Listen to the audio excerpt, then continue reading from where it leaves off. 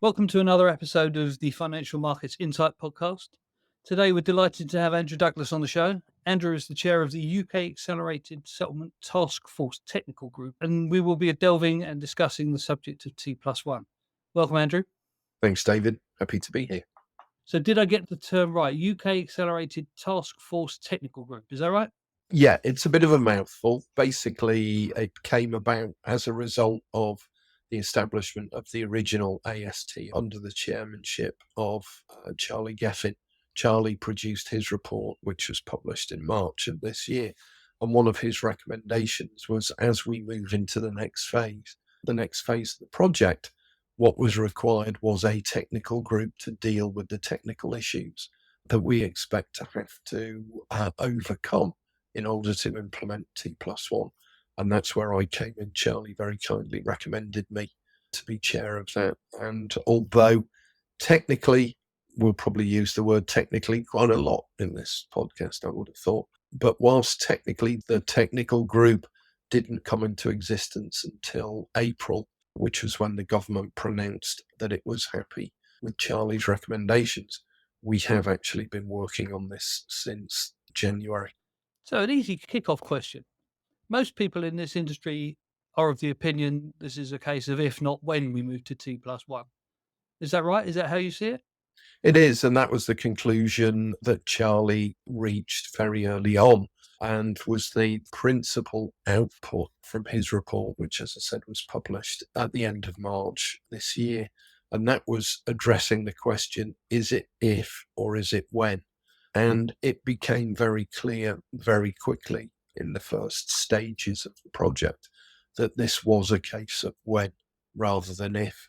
That sentiment has since been echoed by the EU Commission earlier this year. Commissioner McGuinness used the same terminology, that from an EU perspective, this was a case of when, not if. Yeah, I read that report, or the most recent one from the French regulator, the AMF, talking about a coordinated move to include those people not quite in the European project anymore, like us and the Swiss. Correct. And two questions then. Are we now, because I have read that in the past we were probably talking about aligning ourselves with the US and going early, but are we now convinced that we're going to move in unison with the Swiss and the rest of the EU bloc? So the reality is, and I guess it's, you choose to phrase this, we've decided when we're going. We're going at the end of 2027. The question now is for the European Commission and for the Swiss authorities to determine whether they want to move at the same time, whether they want to move and whether they're able to move at the same time. Now, all of the feedback that I'm getting from the European side of things, from the Commission, from ESMA, is that an alignment with the UK's date is, let's say, a target. Right. I like that. Very delicately put, because I didn't realise that was our date. I knew the date, but I didn't realise it was our date. Right, cool. That's interesting. So the Accelerated Settlement Task Force was set up in December 22 under a Sunak government, and obviously we now have a new administration. Is that relevant? Have you experienced any changes because of that? It's a question I've been asked a few times since the change at the top, as it were. No, it's not relevant in the sense that I have it indirectly through HMT, but I have confirmation that this project has the support of the current government as well as the previous government. So I, for one, see no reason for any change at all, mostly because this is the two fundamental things which this project brings is, firstly, it makes the UK more efficient to invest in. It may be an incremental efficiency, but if we get this right, automation is a key tool, and that will smooth the frictions in the trading process. So the UK will become more efficient / cheaper for investors to operate in. And secondly, if I may be so bold as to say that the UK is kind of leading the charge here. So it gives us an interesting view into what's happening in other jurisdictions. And I think both of those factors play very heavily into the new governments, make the UK more competitive and try and get closer to the EU. So it ticks both of those boxes. So you and I have talked about this in the past. It's not too late to get involved in the project. But my first question was really, what does the industry need from government and vice versa? And I guess in part of that is anyone who wants to become involved in this, I'm sure you can tell them they still can. Yeah, I realised I was nodding my head, which for a vocal podcast wasn't much help. So let me put my head nodding into words.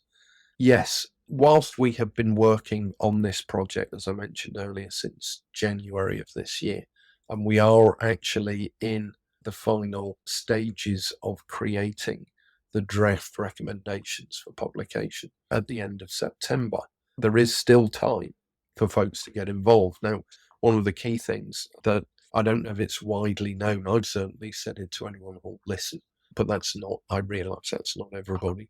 But we have more than 450 volunteers from the industry who've been working on this since January, and they are drawn from, I think the current number is 116 different financial institutions, and that's the full range of market infrastructures from trading through to settlement. It represents every shape and stripe of market participant, whether that's fund managers, brokers, traders, stock lending folks, corporate action specialists, intermediaries that act between all of those, the custodians, etc., etc. And we also have oversight from all of the regulatory bodies in the UK, which is the FCA, PRA/Bank of England, and HMT. And we also have a bunch of observers, interestingly, from the EU, who are keeping their eye on what we're doing. And that's the various industry associations. So it's EXTA for the CSDs, each for the CCPs, IFARMA for the fund managers. We will be publishing the draft recommendations at the end of September. And there will be a short consultation attached to that, because what I'm interested in is getting feedback from the broadest possible range of participants. So if you've not been a part of the process so far, I would be hugely supportive of you reading the draft report when it comes out and responding to the recommendations, realizing or remembering, should I say, that the recommendations are not the result of me sitting in a dark room with a couple of my best friends and thinking what would be nice for the industry to do. These are recommendations that have been derived from serious amounts of work by some very expert people in the industry. And so they need to be read in that context and understood in that context. And one of the things, for example, that I've said to the various parts of the task force repeatedly is we're all going to be asked to do things that we want to do and that we recognize are valuable, but equally, we are all going to be asked to do things that we don't want to do, but they are for the greater good of UK PLC. And people need to have that in the back of their mind when they read these recommendations. Yeah. I mean, it's a very big subject. I mean, interestingly, because it wasn't my everyday job, what did we learn from the US move and how successful was that actually? And what can we learn that probably smooths our path? So the US move was a success. We have seen reductions in fail rates. We have seen savings in the capital requirements. So by those two measurements, it has been a success. And I hope that we will also be able to be similarly successful with the plans that we have. In order to be similarly successful, what are the lessons that we learned from the implementation in the US? The first one, which Chairman Gensler reminded us of at our event, our industry event, was that you need to pick a date, you need to stick to it. So we are in the process of working out what the date for the UK will be. It will be sometime in Q4 27.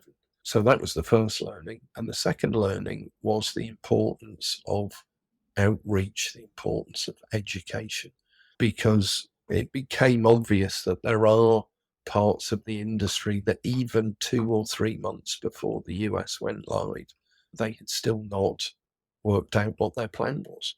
They'd still not made the changes that were necessary. And there are a frightening percentage of projects which firms have embarked on specifically to adopt T+1, for which the end date was after the go live date. So what I'm keen to do is to get, again, I'm sure this is a theme we will return to time and time again, to get this project front and center in people's minds. It's not going to go away. You will need to do stuff, and you can't wait until a week before or a month before or even 3 months before and expect to be able to do this properly. There will be a degree of automation that is required. And this is why we've given ourselves this lead time into the project. So we're halfway through 2024 and we're talking about going live at the end of 27. So next year, there will be a plan which will look at what are some of the infrastructural changes. And I use infrastructural in terms of there will be rules that will be required to change. There will be rule books. There will be market practices that need to be updated. So all of that, I hope, will happen in 25 with a view to the firms being in a position to implement, if they haven't been able to do that in 25, then implementing it in 26 with a view to, by the end of 2026, we're essentially ready to go in good time so that we can spend the bulk of 27 practicing. I do remember reading that the US project was centralized around the communicate conversation, because that basically just needed everybody in. So I've changed that to educate, educate, educate. And communicate is implicit in that because you can't educate without some form of communication. So there are things that in the US I thought they were absolutely fabulous the way that they were executed. So, for example, there was a series of webinars on specific subjects using specific experts. And I would hope that we'll be able to put in place a similar education program for people. Education in the sense that it gives people the opportunity to ask questions. Well, no doubt we'll have you back on FM Insights for another one of those, because I hope so. we we're certainly happy to be part of the education process. I mean, the awkward question then: T+0? When? If? I suspect that is also a question of when rather than if. It's just not now. And T1, I feel, is a necessary step to be able to move to T0 at some point. But at this stage, if you say T0 to a dozen folks, you'll get 3 or 4 different answers as to what T0 means. Is it atomic, instantaneous settlement? Is it intraday batch? Is it end of day batch? So we need to get a bit firmer with the terminology. We also need to be a bit more comfortable with the underlying technology, and that has to become a little bit more ubiquitous than it is now. And there is a big question which remains unanswered with regard to T0, and that's what you do if you've got no clearing and you have to settle gross. Is there enough money in the world to be able to settle gross? So someone somewhere, and it's not me, needs to do some work on that. In all honesty, that was a deliberately controversial question for a bit of fun. I don't really think we were really talking about it. But it is a question that people asked at the start, and my sense was people usually asked that because they didn't want to do T1. Yeah, I guess that's probably true as well. I mean, I get it, and it's brilliant to know that the US model and the project worked arguably better than most expected in the end. I mean, I think with all these things, with preparation for like the Y2K problem, the T+1 issue, these things work when they're properly planned. But there were definitely, I was at conferences in the run up to 3 months before, people just pulling their heads out of the sand. There were definitely concerns, and the report that Charlie produced about going the UK moving by the end of 27, there were 2 caveats to that. One was, can we create some form of alignment with the EU so there would be one move for the European continent, as it were? And the second caveat was what happens in the US, because if the US was not a success, then that might call into question our own plans to move ahead. So that particular issue has now been sidelined. It is clear that the US was a success. I mean, I think the full value of the success will be seen not in the first 2 or 3 weeks or the first 2 or 3 months, but will be seen over a full cycle. So I think we'll understand the total success of the US move. I think it could take 12 months before we get to that point. But I think the important thing is that people see that there are some positives that have come out of this. And so there is now a growing swell of opinion that says, why do we have to wait till 27? Why can't we go earlier? Why can't we go in 26? Now, I think with the volume of work that needs to be done, I'm not sure that that is viable. It's something I've got in the back of my mind and that I will be thinking about as myself and the task force steering group start to talk about the migration date. But my feeling is that 27 is a good date and 26 may cause more issues than it resolves. So how much of this looks like it might cut and paste from the US application, and how much of it are we going to have to re-engineer?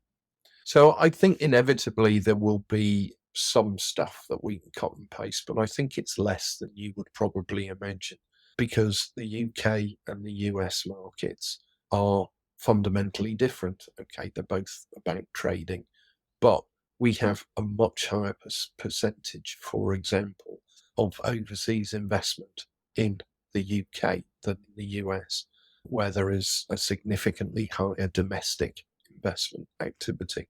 We are slap bang in the middle of the global time zones. So we need to have a solution which allows US, North American, and South American investors into the UK market as much as it allows people east of the UK into the UK market. And we have some fundamental differences in the way that we operate. I guess the most obvious one of those is the affirmations process, which we simply don't have. So we're not looking at the US as particularly a model other than things, as I talked about earlier, such as the education, the need for education. We have our own market, and our market has its own peculiarities, which all of the recommendations that we've put together are designed to address. And I would say the amount of cut and paste is minimal. Cool, interesting. So what's the single thing that you think is going to be the thing that we end up having to work hardest on? Is there a single issue that you look at and go, that one could become a problem, and the earlier we get on it, the better? This is where similarities with the US market abound because all of the underlying processes that we have identified as problematic are the same as the underlying processes that were identified as being problematic in the US. The question is, how do we deal with them? So it's things like FX, it's things like opening hours of financial infrastructures, it's things like the dislocation of redemption and subscription timeframes for ETFs, where you've got some underlying securities on a T+1 and some on a T+2 cycle. So we will need to address a lot, well, not a lot, we will need to address all of these problems in a way which suits investors in the UK market. So the underlying, that you asked, what is the biggest issue? The single biggest issue that I think most firms will face is the decision to automate or throw more people at the process. And I sincerely hope that firms will decide to automate, because throwing people at these processes is very much a short-term solution that in the long term simply won't work. Yeah, I absolutely agree. Process always wins. This has been a brilliant whistle stop tour. Is there any last minute thing you want to tell us about that I haven't asked you about? Only thing, and I will say this to anyone who asks me, and that's keep your eye out for the reports. The draft report will come out at the end of September. There will be a short consultation associated with it, as we talked about earlier. The results of that will then be incorporated into the final report, which is due out at the end of the year. And the final report will basically have the detail of all the recommendations that we've made. And I give you a little insight into that. At the moment, in draft form, I've grouped the recommendations into three. There's the recommendations for the financial institutions, things that the banks, the brokers, the custodians, the fund managers have to do. There is a bucket of financial market infrastructure recommendations. These are the things that the CSD, Euroclear, and trading venues will have to do. And there is the regulatory recommendations, and these are the things that we're going to be asking the UK regulatory community to implement. One of the things that rings in my ears all the time, and I use this, are you familiar with the KISS principle? And one of the things that rings in my ears was speaking to a bunch of wealth fund managers, and we're all familiar with the US playbooks, and his organization had been involved in the US move. And his comment to me was, the playbooks were great, but they were too complicated. I couldn't work out what it was I was supposed to do and when I was supposed to do it. So one of the things that I am working with the task force to build is just a very simple pivot table. So it's interactive, and you can go in and you can say, I'm a fund manager. What do I sort?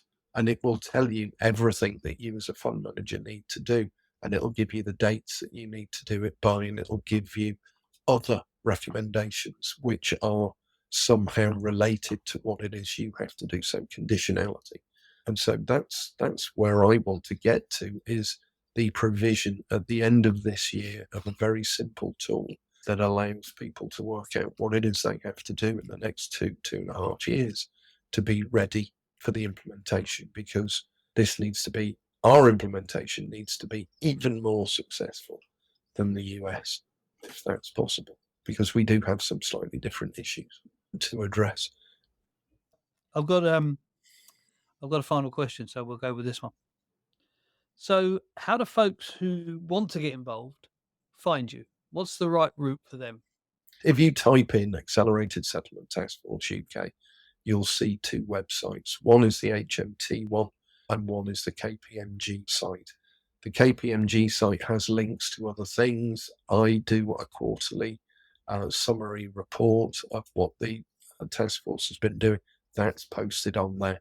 The HMT one tends to be a little bit more, well, it is quite static, and it's got things like the terms of reference of the group, a link to the original report, but it doesn't have a kind of dynamic, ongoing changes that we've got with the other one. So either of those I can be reached through. Is that the same quarterly report that you put out on LinkedIn that I've already read? It is. Well, that's the other thing. Find me on LinkedIn. I must get, I don't know, 10, 20, 30 LinkedIn requests a day from people who are interested in this project. So you can always find me on LinkedIn. So, just to remind you, everyone, Andrew Douglas, find him on LinkedIn. I've read that piece; it's very good. In summary, brilliant, Andrew. Thank you. I feel marginally more like the one-eyed man now in the kingdom of the blind. So it's been very enlightening. Thanks to you for coming on. Thanks to everyone who's listened. Hope anyone that needs to find you can find you via multitude of ways, Accelerated Settlement Task Force, and via LinkedIn. Thanks very much. Thank you, David.